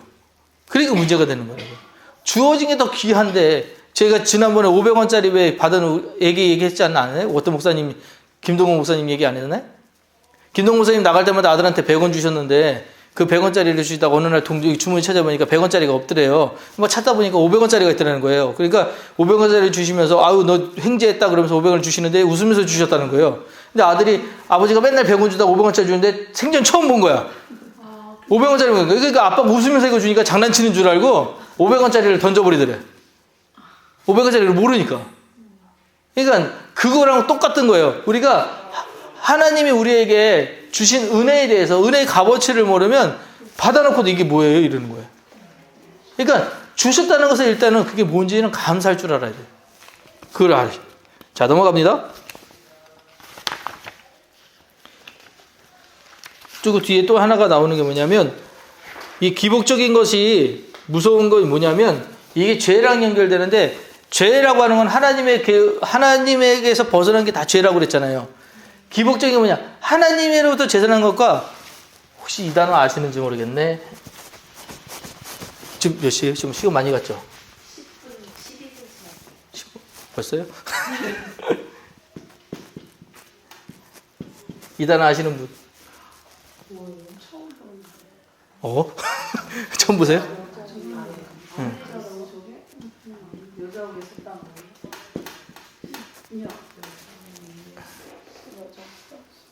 이게 첩이라는 단어예요. 첩. 근데 웃기잖아요? 이게 무슨 자예요? 설립자예요, 설립. 이거는 계집녀예요. 서 있는 여자. 저 안시잖아요. 응. 집 안에 여자. 아내예요, 아내. 그죠? 그러니까 집 안에 있는 여자는 아내예요. 이게 이 차이를 아세요? 집 안에 앉아 있는 거예요. 집 안에 있는 여자는 아내. 근데 이 여자는 첩이자는 서 있는 여자예요. 앉아 있는 여자와 서 있는 차이는 뭐냐? 앉아 있는 여자는 끝까지 나랑 같이 가는 여자예요. 이 여자는 서 있잖아요. 원하는 걸 얻으면 떠나요. 네, 원하는 걸 얻으면 떠나요. 그래서 기복신앙을 뭐라고 부르냐면 첩신앙이라고 불러요. 기복신앙은? 네, 첩신앙이라고 불러요. 하나님 나한테 이거 주세요. 하나님 들어주시잖아요. 그러면 나 평생 그 은혜 잊지 않고 살겠어요. 그런 사람 없다는 거예요. 그런 사람 없다는 거예요. 하나님께 은혜 받았어요. 하나님께서 내게 주신 은혜 너무 거물하고 대단합니다. 좋습니다. 그러면 평생 내 하나님만 찬양하겠습니다. 라는 사람이 없다는 거예요. 받으면 바로 변하더라는 거예요. 그래서 기복신앙이 위험하다는 거예요. 기복신앙이 안 된다는 거예요. 절대적으로 기복적인 건 안 된다. 자, 그 다음에요. 2번. 아벨의 죽음과 셋의 탄생 이렇게 되어 있어요. 가인이 아벨을 죽였어요. 아벨을 죽였어요. 이렇게 죽였어요. 그 다음에 셋이 생겼어요. 그죠? 자, 이제 그 뒤에 이제 창세기부터 쭉 읽어보시면 알겠지만 모든 문화와 이런 것들을 융유식에 막 이렇게 부흥시키고 융하는 것들이 어디에 씨앗이냐면 여기 씨앗이에요. 가인의 후손에서부터 나와요. 여기서부터 이제 문화가 생기고 철기가 생기고 이런 역사가 생기고 막 그래요. 가인의 후손으로부터. 근데 셋은 어떤 존재냐? 셋. 하나님이 다른 씨를 주세요. 다른 씨. 아벨이 아닌 다른 씨를 주셔서 셋을 주셔요. 그래서 우리는 셋에서부터 따라 날아온 그런 사람들이다라고 얘기하고 싶은데 맞을까요? 여러분은 가인의 후손일까요? 셋의 후손일까요? 문화와 융성시키는 거는 가인의 후손들이 많이 융성을 시켜요. 막 확장을 시키고. 그런데 믿음과 그런 어떤 그것들은 셋의 후손들이 시키게 돼 있어요. 자, 그 얘기예요. 지금 거기서 가인은 아벨을 죽이고 나서 하나님이 주신 아름다운 에덴 동산에서 아담과 하와가 선악과를 따먹고 타락했을 뿐만 아니라 그들의 장자인 가인이 하나님 앞에 죄인임을 고백하는 동생 아벨을 죽였습니다. 하나님은 죽은 아벨 대신에 셋을 주십니다. 대신이라고 했어요. 대신 셋을 주십니다. 그래서 아벨은 피로 셋과 그 후손들을 대속해 주십니다. 아벨의 피와 셋의 대속은 예수 그리스도의 십자가 사건의 예표입니다. 그러니까 셋이라는 인물이 등장하게 된 이유가 뭐냐면 아벨처럼 살아가야 되는데 아벨의 후손이 없잖아요. 그래서 대신해서 줬다 해서 셋의 후손들이 생겼는데 그 사건 자체를 이 목사님은 십자가 사건의 예표라라고 얘기를 하는 거예요. 이 얘기가. 왜냐하면 대속이라는 것이 나오기 때문에 그래요. 그래서 성경에는 셋의 계보를 설명하고 있습니다. 우선 셋의 아들 에노스가 에덴 동산에서 사람이 창조된 이래 처음으로 하나님께 예배를 드렸습니다. 그러니까 이제부터 뭐가 생기느냐? 가인의 라인이 생기고요. 셋의 라인이 생겨요. 가인의 라인은 물질도 강요하고 문화도 되게 융성하게 되는데 하나님의 얘기가 한 번도 나오잖아요. 그런데 셋의 얘기는 그다지 뭐 어떤 문화나 이런 얘기 나오진 않지만 이제 예배를 드리는 모습들이 나오고 어떻게든지 그래도 신앙을 지키는 모습들이 나옵니다. 자, 그런데 여기서 유명한 분이 나오죠. 에노스의 아들 에녹이라는 사람이네요. 에녹이라는 사람이 지금까지도 계속해서 회자되는 이유 뭐였죠? 하나님과 동행했다는 거예요. 동행. 그게 굉장히 중요한 거예요. 그러니까 우리가 하나님 여기 계십시오라고 얘기를 하잖아요. 하나님 나와 함께 하십시오. 하나님 나와 지켜주세요. 얘기를 하잖아요. 근데 솔직하게 얘기해 보세요. 정확하게 한번 얘기해 보세요. 하나님이 안 계셔서 하나님 여기 계세요 그러는 거예요? 아니면 내가 하나님을 인지하지 못하는 거예요? 내가 하나님을 모르는 거예요? 하나님이 나를 모르는 거예요? 내가 하나님을 모르는 거예요. 그죠? 그러니까 하나님이 한 번도 나를 떠나신 적이 없어요. 근데 내가 하나님을 인지하지 못하고 하나님 여기 계십시오. 하나님 여기 오세요. 날 도와주세요. 이렇게 얘기를 한다고요. 그죠? 그러니까 우리는 하나님과 동행했다는 의미가 뭐냐면 이 에녹이 하나님과 동행했다는 게 뭐냐면 계속해서 하나님을 인지한 거예요. 인식한 거예요. 하나님이 여기 계시구나. 나를 사랑하고 계시구나. 나를 깨닫고 계시구나. 근데 그게 뭔지 아세요? 그게 신앙생활이에요. 하나님을 계속 깨닫는 것들. 그런 것들을 에녹이 우리에게 보내주는데 그걸 언제까지 해야 되느냐? 평생 그렇게 해야 된다는 걸 가르쳐 준 거예요. 그래서 하나님과 동행했다는, 일생을 하나님과 동행했다는 것들이 그런 의미예요. 그래서 평생을 하나님과 동행했다는 거. 그래서 이런 것들이 중요한 것들이 누구의 후손이냐? 우리는 셋의 후손이다라고 하는 것들이에요. 그 다른 죄예요. 세상과 다르다라고 하는 구별이었다는 거. 그게 거룩이었다는 거예요. 그 얘기를 지금 하고 계세요. 자, 근데 이제 3번에 가인의 성은 나오는데 여기는 세상 얘기예요. 셋과 다른 세상의 얘기를 하는 거예요. 가인은 에덴 동쪽에 나와 놋 땅으로 갑니다. 가인은 그곳에서 에녹을 낳고 자신의 이름을 따서 에녹성을 건축합니다. 여기는 셋의 후손인 에녹하고 다른 에녹이에요. 에녹성. 그런데 가인이 자신의 이름을 따서 세운 에녹성은 하나님이 없으면 사람끼리 뭉치게 된다는 것을 보여줍니다. 그래서 이 사람들이 계속 뚱뚱 뭉쳐가지고 결국 만들려고 했던 게 바벨탑이잖아요. 그죠? 바벨탑. 이들을 뭉쳐가지고 그래서 우리의 흩어짐을 면하자고 했던 것까지 했던 사람들. 그래서 사람들이 하나님 없으면 뭉치게 되는데 뭉쳐서 좋은 일 안 한다는 거죠. 뭉쳐서 하나님 대적하는 일들을 하게 된다는 거예요. 자, 그리고 그 밑에 4번에 세상 문명이 시작해가지고 인류 문명의 효시는 라멕의 칼의 노래인데 라멕이라는 이 사람이 했던 그 이야기들은 조금 자세히 봐야 되거든요. 이제 라멕이 장군이었던 것 같아요. 근데 그 후손을 두는 그 어린 청년 하나의 소년이 하나 있었는데 얘를 죽인 것 같아요. 어디 뭐 칼로 찔러서 큰 상해를 입혔든지. 근데 뭐라고 얘기냐면 가인이 죽인 자에게 벌이 7배나 더 했다면 나에게는 77배나 더하리라라고 얘기를 해요. 이런 얘기를 해요. 이거를 어떻게 받아들이세요? 남은 그만큼 회개하는 것처럼 보이세요? 회개의 말로 들리세요? 가인이 나한테는 7배나, 내 죄가 7배나 더 엄합니다, 무겁습니다 라고 했던 거, 이런 게 무겁습니다 했던 는 가인 입장에서는 회개의 말이 맞아요. 그런데 라멕이 지금 했던 거는 가인에게 7배였으면 나에게는 77배입니다 라고 했던 건 발음도 안 되네. 77배였습니다 했던 거는 뭐냐면 자만의 얘기예요. 야, 나는 그러면 그보다 더한 사람이다 라는 얘기예요. 나는 그보다 더 악한 사람이고 나는 그보다 더 대단한 사람이다라는 것을 지금 은유적으로 표현한 거예요. 그러게 그만큼 나쁜 사람이었다는 거예요. 그래서 근데 문제는 이 라멕의 세 아들 중에 두 아들이 인류 문명의 시조가 된다는 거죠. 그래서 유발은 세상 음악을 만들고 두발가인은 무기를 만들고 이렇게 해가지고 그래서 음악하는 사람이 다 나쁜 건 아니에요.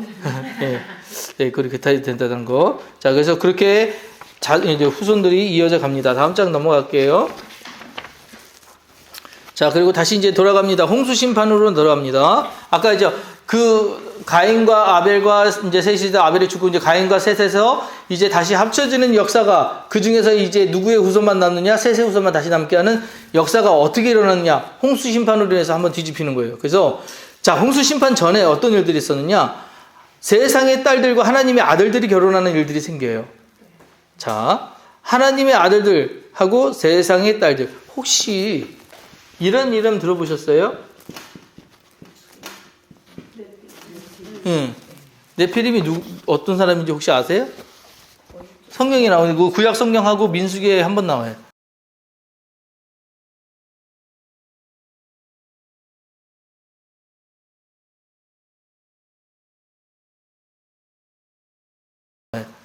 그러니까 두 번밖에 안 나와요. 거인 족속이라고 알죠. 근데 네피림의 말 뜻은요, 사실은 떨어지다라는 뜻이에요. 히브리 말로. 그 다음에 유산이라는 뜻도 있어요. 그래, 이 단어로 유추해 보건데 어떤 분들은 네피림을 가서 뭐라고 그러냐면 하늘에서 떨어진 타락한 천사들이다라고 설명을 해요. 네피림들이. 그래서 여기 보면 하나님의 아들들이 세상의 딸들과 결혼했다고 그랬잖아요. 그래서 하나님의 아들들인데 타락한 천사들이 세상에 있는 인간, 타락한 인간들의 딸들과 결혼을 해가지고 또 다른 후손들을, 그게 용사다 이렇게 얘기를 하거든요. 근데 용사가 또 달라요. 용사라는 단어. 용사가 히브리 말로 여기 깃보르라고 하거든요. 깃보르라고. 근데 이 용사가 등장하는 단어가 민수기 13장 32절에 그 정복하러 들어가잖아요. 이스라엘 백성들이 이제 가나안 땅 정복으로 들어갈 때 거인 족속들 만나죠. 그들이 우리는 메뚜기입니다 했을 때 그 거인 족속, 그들이 용사들이거든요. 그래서 그들을 네피림이라고 썼어요. 그래서 그 같은 계열로 같은 단어니까 용사라고 해석해서 네피림은 용사라, 거인족 이렇게 얘기를 해요. 거인족 얘기를 하는데 사실 정확한 해석은 아니에요. 네피림이 누군지 성경에서 정확히 나오진 않아요. 네피림이 주로 나오는 거는 외경과 위경에만 나와요. 그래서 네피림의 존재가 뭔지는 모르겠지만, 근데 성경에서 그럼 이들이 등장을 한단 말이죠. 그럼 이들의 존재에 대해서 궁금하잖아요, 우리. 네피림이 여기 왜 등장을 했을까? 자, 그러면 여기서 우리가 알아야 될 것, 하나님의 아들들과 세상의 딸들이 결혼한다는 건 뭔 의미였을까? 어떤 의미였을까? 하나님의 아들들이라고 하는 건 뭘까? 하나님의 자녀니까 셋의 후손일 수도 있고요. 하나님의 말씀을 따르는 어떤 사람들일 수도 있죠. 근데 문제는 세상의 딸들과 결혼했잖아요. 그죠? 세상이라고 하는 것은 아까 얘기했지만 가인의 라인이 있었고요. 셋의 라인이 있었습니다. 그죠? 가인의 라인과 셋의 라인은 그 결과가 반드시 달라요. 다른데 이들이 혼합되는 어지러운 생계가 된 거예요. 그게 하나님의 아들들과 세상의 딸들의 결혼이라고 보는 거예요. 그 혼란한 세상이, 그래서 그게 어딥니까? 지금 얘기하고 있는 홍수심판, 창세기 6장에 나오는 세상에 보여주는 군상이 그런 모습이었다는 거예요. 뭐가 선인지, 뭐가 악인지, 뭐가 하늘인지, 뭐가 세상인지 구별을 못하는 뒤죽박죽한 세상이 됐다는 거. 어디서 많이 본 모습 아니에요? 혼돈, 어디서 나온 얘기예요? 어둠, 창세기, 그죠? 다시 또 그 세상으로 돌아간 거예요. 다시 처음으로 돌아가서 구별이 없는 그런 어둠으로 갔을 때 하나님이 이 모든 것들을 다 제하시고 새롭게 하시고 싶어 하셨어요. 그래서 그 일들을 홍수 심판이라는 것으로 행하셨다는 얘기예요. 근데 그 홍수 심판이 이제 그 이야기들이 여기까지 나오는 게 이제 죄가 관영했다는 얘기가 나오는 것이고, 이런 홍수 심판이 어떻게 이루어졌냐? 이번에 보시면 기품의 샘들이 터졌다고 그랬어요. 기품의 샘들이 터진 거는 한번 설명드렸었어요. 이제 정확한 건 아니지만 지구가 있으면 그 위에 궁창이 있고 그 위에 궁창이 있고 그 궁창 사이에 물들, 이게 지구고요. 그죠? 그래서 여기는 되게 살기 좋은 그런 땅이었지만 하여튼 홍수 때 이게 다 내려와 가지고 이게 없어진 거예요. 이게 없어졌다. 지금 그렇게 본다라고 얘기했고, 어쨌든 간에 이 일로 인하여 이제 모든 지구에 있는 모든 생물들이 다 죽었어요. 그러면은 물속에 있는 것들은 살았나요? 그래요. 예? 물속에 있는 것들은 어떻게 됐나요? 그랬는데 물이 이게 비가 올 때 위에만 내리는 게 아니고 밑에 땅 밑에서도 폭발이 있었대요. 그 위아래로 터져서 생물이란 생물이 살 수 없는 상황이 됐을 거래요. 그러니까 우리가 생각할 때 비만 내린 게 아니라 위아래로 여기 보시면은 그런 거 있잖아요. 그 터지는 게 그날에 큰 기품의 샘들이 터지며 하늘의 창들이 열려 이런 게 있잖아요. 이 기품의 샘들이라는 게 땅 밑에서도 터지고 바다 속에서도 터졌을 거다라고 이야기를 합니다. 그래서 이런 것들을 해결하실 수 있는 분은 오로지 하나님인데 하나님이 해결하는 방법, 하나님의 방법은 뭐냐? 한 가정, 한 사람을 통해 한 가정을 구별하시는 일이었어요. 그게 우리가 알고 있는 노아예요. 노아의 가족 8명을 선택을 하셨는데 그 8명으로 통해 가지고 다시금 시작을 하십니다. 자, 그래서 그렇게 시작하시는 이야기가 우리가 지금까지 알고 있는 노아의 홍수의 이야기고요. 자, 중요한 거는 뭐냐면 하나님께서 이 노아를 선택하신 이후에 이 노아에게 다시금 그 언약을 재확인시켜 주시는 거예요. 그래서 일본에 보면 에덴의 언약을 재확인해 주심. 그래서 에덴의 언약이 뭐냐면 창세기 1장 28절에 하나님이 그들에게 복을 주시며 그들에게 이르되 생육하고 번성하여 땅에 충만하여 땅을 정복하라. 바다의 고기와 공중의 새와 땅에 움직이는 모든 생물을 다스리라 하시니라. 이렇게 되어 있죠. 그러니까 하나님께서 우리에게 이 모든 것을 다 맡겨주셨잖아요. 이걸 동일하게 지금 이제 이 9장에서도 동일하게 노아에게 하시다는 얘기예요. 그래서 똑같이 우리가 다시 하나님의 명령을 받은 사람이 되었다는 것입니다. 그리고 최초의 율법을 주시는데 그 율법이 뭐냐? 창세기 9장 6절에 살인하지 말라는 그런 율법을 주셨어요. 그래서 살인하지 말라고 한 이유는 뭐냐면 사람은 하나님의 형상으로 지어졌기 때문에 하나님의 형상이기 때문에 우리가 절대로 사람을 죽이는 건 안 된다. 살충은 된다. 살인은 안 된다. 무슨 얘기인지 아시겠어요? 네. 동물은 되지만 사람은 안 된다는 얘기. 그래서 이때부터 경찰 제도, 재판 제도가 생기게 된 거라고, 그래서 인간 정부 시대라고 이렇게 얘기를 하시더라고요. 그 다음에 주신 게 세 번째 무지개 언약을 주셨는데, 자, 이전에는 무지개가 떴을까요? 안 떴을까요? 농왕수전에 무지개가 떴을까요? 안 떴을까요? 비가 없었으니까. 안 떴을까요? 비가 없지 않았어요. 자, 하나님이 우리에게 언약을 세우실 때는, 성경도 그렇지만, 없는 것을 새로 만들어서 언약을 세우신 게 아니에요. 우리를 알고 기억나게 하셔요. 그래서 분명히 그때도 이건 있었을 거예요. 에덴 동산에서도 무지개는 있었을 거예요. 그러니까 우리가 물만 햇빛에 잘 비치면 생기잖아요.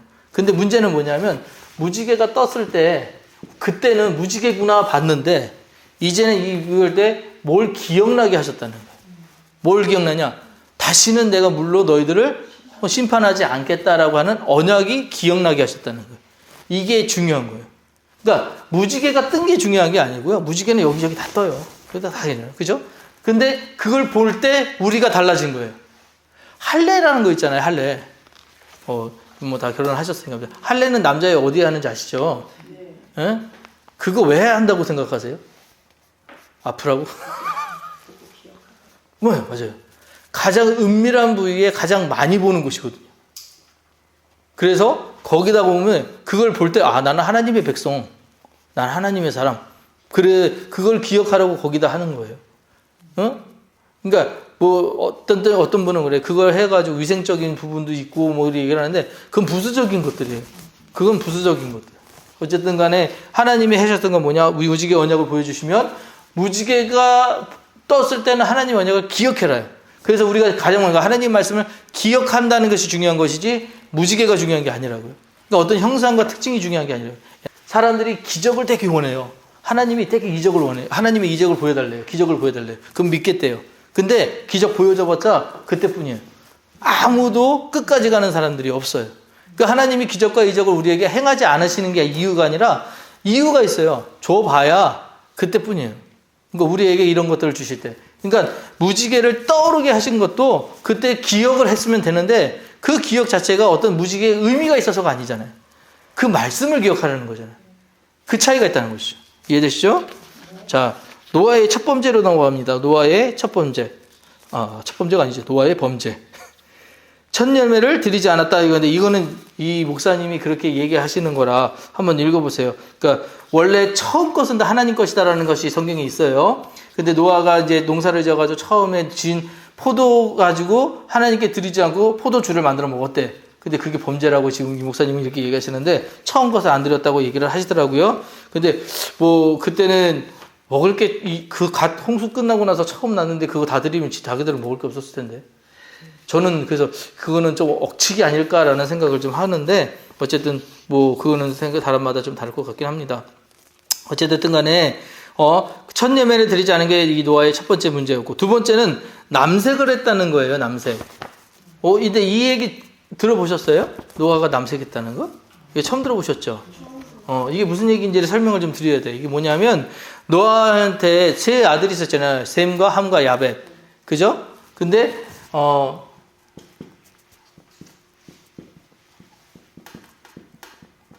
그 정확하진 않지만 사람들이 셈을 황인종이라고 보고요. 함을 저기 뭐라고 해요? 흑인. 잘 써야 되는데. 그 다음에 야벳을 백인이라고 봐요. 그래가지고 함이 산 게 가나안이잖아요. 가나안이 아프리카거든요. 아프리카 사는 사람들이니까 흑인일 거다라고 얘기를 해요. 그래서 이때부터 인종이 나눠졌다라고 생각을 해요. 근데 정확한지 그러진 않은지 모르지만 어쨌든 문제가 됐던 분은 여기에 나타났어요. 셈은 이제 뭐 장막을 지키는 자고 이제 그래가지고 이제 장자에 관한 얘기를 하고 야벳은 이제 목동에 이렇게 해가지고 뭐 재물이 많은 그런 것들을 뭐 의미를 하는데 문제는 뭐냐면 이 함의 자손 중에 이제 그 여기에 무슨 얘기냐면 남색한 그 자녀가 나와요. 그게 뭐냐면 이 노아가 술을 먹고 취해가지고 자는데 더웠는지 다 벗고 잤단 말이에요. 다 벗고 잤는데 함이 들어가 보니까 아버지가 벗었음을 보고 나와가지고 놀라가지고 야 우리 아버지 벗고 잤다 이러고 떠들고 다녔다는 거예요. 그러니까는 셈하고 야벳은 뒤로 들어가서 아버지의 그 하체를 보지 않기 위해서 뒤로 들어가서 덮었는데 함은 떠들고 다녔다고 그래서 나중에 저주를 받잖아요. 근데 그 말 자체가 왜 문제가 됐냐면 하체를 벗었다 때문에 그래요. 하체를 벗었다가 이게 우리는 그냥 이렇게 해석을 한 거예요. 근데 이게 원어적으로 볼 때는 동성애를 했다라는 뜻이에요. 그래서 이 말 뜻에서 게이가 나와요. 게이라는 뜻이 나와요. 그래서 이 함의 후손 중에 함의 자녀 중에 그러니까 함인지 함의 자녀인지는 정확하진 않지만 함의 후손 중에 뭐 이런 동성애하는 자가 노아의 벗음을 보고 성욕을 참지 못하고 하체를 범했다고. 그래서 그 일로 인해 가지고 이 노아가 노발대발하게 된 거예요. 화가 난 거예요. 내가 좀 부끄러운 일을 했다고 아들이 나가서 떠들고 다녀요. 그런다고 걔를 지금 뭐라고 저주하지는 않잖아요. 좀 그래도 그죠? 근데 그 아들에 대해서 저주를 해도 그런 저주를 할 수가 없거든요. 막 너는 평생 뭐 너의 종이 될 것이라고 하면서 장막에서 먹고 살아야 될 것이면 이런 얘기를 하거든요. 근데 그렇게 얘기할 이유가 뭘까? 이 이유 때문이었다는 거예요. 하체를 보면은 그래서 이런 뭐라고 할까? 전혀 인간으로서는 해서는 안 될 일들이 시작이 된 거예요. 근데 이게 문제가 이때 끝난 게 아니라 소돔과 고모라에서도 이런 일들이 또 나타나요. 또 있었어요. 아브라함이 그때도. 그죠? 이 일들이 나타났어요. 이게 이 동성애 문제는 엄청나게 잘못된 거예요. 큰 거예요. 아직도 동성애 문제 때문에 사람들이 뭐 그들은 약소인이다, 작은 소수인종이다, 도와줘야 된다, 그 사람들을 인정해줘야 된다는데 저는 그게 아닌 것 같은 게 일단 생물학적으로 봐도 아니지 않아요? 그죠? 남자와 남자가 아니니까 아기가 안 생기잖아요. 그랬더니 아기 안 생기니까 요즘에는 의학적으로 그게 왜 그렇게까지 하냐고요. 자연스러운 게 아닌데, 그죠? 그러니까 이런 일들을 억지로 해서 하나님의 법칙을 자꾸 깨트리려고 하는 자체가 내가 하나님보다 위에 있다는 것을 증명하고 싶은 우리의 그런 욕구라고. 그게 이생의 자랑이라고. 그게 아니라고, 그게. 그래서 그런 것들로부터 벗어나야 되기 때문에 이런 이야기들 지금 나오는 성경의 이야기가 가장 중요한 게 뭐냐면 왜 함이 저주를 받았는지 이해를 하셔야 돼요. 얘가 떠들고 다녀서가 아니라 얘가 해서는 안 될 행동을 했기 때문에. 그래서 얘가 저주를 받은 거예요. 자, 그러면 내가 셈 쪽인지 야벳 쪽인지 함 쪽인지 그걸 따지는 게 아니라 이 셋 중에서 그럼 나는 어떤 쪽에 서 있어야 되는가를 알아야 되는 거잖아요. 함처럼 하면 안 되는 거잖아요. 그것만 알면 되는 거예요. 그 성경이 더 자세하게 설명하지 않는 이유가 있는 거예요. 왜 여기까지 세세하게 이야기하지 않는 이유가 있는 거예요. 여기만 해도 충분히 이해가 되는데 꼭 여기 내려가서 여보 네피림이 어떤 족속이었고 어떤 민족이 어디서 태어났고 이런 거 몰라도 된다고요. 아까 좀 그 얘기도 하려고 그러는데 그 노아 방주 발견된 거 아세요? 모르셨어요? 노아 방주가 발견이 됐어요. 터키에서. 응. 근데 일부러 그거를 응. 저기 노출을 안 시키는 게 응. 성경하고 너무 맞아떨어져서 응. 그 믿지 않는 사람들이 그 억압으로 지금 네. 그렇게 되고 네. 터키가 계속 응. 그렇게 많아요. 그렇게 얘기를 하죠. 그렇게 얘기를 하죠. 자, 사실은 조작이래요. 예. 그 사진이 조작이래요. 그 나중에 이제 사진이. 보시면 알겠지만 이렇게 산 위에 이렇게 배 모양으로 이렇게 땅이 굳었어요. 산 위에 근데 그 산을 아라랏산이라고 보는 거예요. 마지막에 노아의 방주가 그 마지막에 물 꺼지고 나서 딱 머물렀던 산 있잖아요. 그게 아라랏산이거든요. 그게 이제 그 산 그 맨 꼭대기에 이런 그 배 모양으로 된 이런 둔턱이 있어요. 이렇게 되는데 이게 뭐라고 그럴까 이제 비행기 타고 가다가 어떤 비행사가 2차 대전 때 비행기 타고 가다가 땅을 봤는데 왜 배 모양이 있어가지고 저게 뭐지? 이러고 날고 해서 나중에 보니까 노아의 방주였다고 하는데 그게 조작이래요. 지금 없대요. 그러니까는 근데 제가 듣기로는 노아의 방준 자체는 배 모양이 아니었다고 들었거든요. 이렇게 약간 데크라서 상자처럼 있을 거라고 그러는데. 그 모양을 유추해서 만든 게 있어요. 근데 나와서 몇 큐빗, 위 고는 몇 큐빗 해가지고 만들었잖아요. 그렇게 해서 만든 게 한국모함이죠. 미국의 한국모함이에요. 그래서 잘 안 흔들리고, 잘 떠있고, 버티는 거예요. 빠르지는 않아도 많은 인원을 수용할 수 있고, 그게 한국모함이에요. 그래서 별로 조지 워싱턴 건가? 뭐 하여튼 그렇던데 하여튼 그런 게 있어요. 근데 실제적으로 우리도 눈으로 본 적은 없으니까 이제 상상하건대 물에 뜨니까 배 모양일 거다라고 해가지고 이제 이런 식의 뭐 모양 해가지고 이렇게 했고 이제 나중에 뭐 위로 이렇게 이렇게 문이 있고 해서 여기로 저 비둘기랑 까마귀 날려보내고 뭐 그렇게 얘기를 하잖아요. 이게 3층으로 만들어지고 그렇죠. 얘기를 하잖아요. 그래가지고 얘기를 하는데 그 물에 떠 있으려면 이런 모양이 아니었을까라고 상상을 하는 거죠. 솔직히 본 적은 없어요. 근데 그 자체도 사실은 방주라는 의미가 또 있다는 거. 그걸 실제적인 방주는 아닐 수도 있지만 어쨌든 방주는 하나님이 그 안에 들어가서 다 막아 놓으셨잖아요. 그리고 보호하셨잖아요. 그러니까 보호의 의미가 있는 것이지 그 방주가 어떤 특별하게 무슨 어디를 가고 있는 거. 그 방주에는 키가 없다 그런 얘기 있잖아요. 방주에는 키가 없다는 거. 그냥 하나님이 원하는 대로 가는 게 우리 인생이고 그걸 원하셨다라는 것이 방금 그 노아 이야기의 핵심이라는 것입니다. 자, 어쨌든 간에 여기까지 해서 지금 이제 뭐까지 왔냐면 이제 겨우 9장까지 온 거예요. 창세기 9장. 자, 오늘 어디까지 하셨고요. 얘기가 계속 좀 길어져서 시간들이 좀 늘어나고 있어요. 그죠? 오늘 벌써 2시간 가까이 되는 것 같은데 제가 영상을 올려드리는데 그래도 가까이 오셔서 함께 하시는 게 더 배우시는 게 좋을 것 같아요. 시간들 잘 내시고 자 오늘 여기까지 하겠습니다. 기도하겠습니다.